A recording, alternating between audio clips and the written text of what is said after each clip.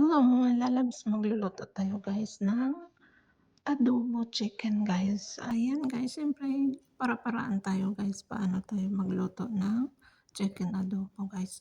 Sa akin guys, minarinate ko muna yung manok guys bago ko igigisa siya guys.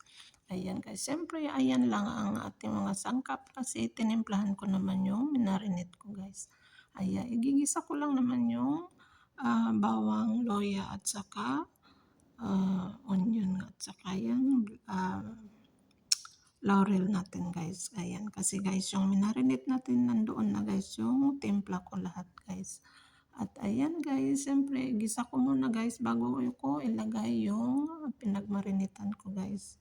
Pagkatapos guys, ayan, dinaglag ko na rin yung lemon natin para pang dagdag lasa at syempre hindi mawawala sa atin yung sili guys. Ayan guys, tapos guys, dinagdagan ko ng cola guys. Ayan guys, hindi ko sinama sa marinate yung cola guys kasi syempre nandoon na din yung mga panglasa-lasa guys.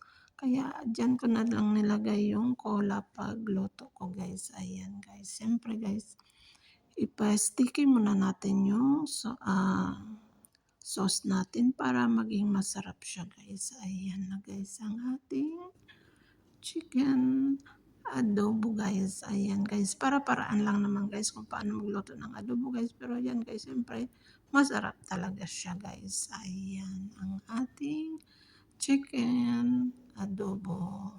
Thanks for watching mga lalabs.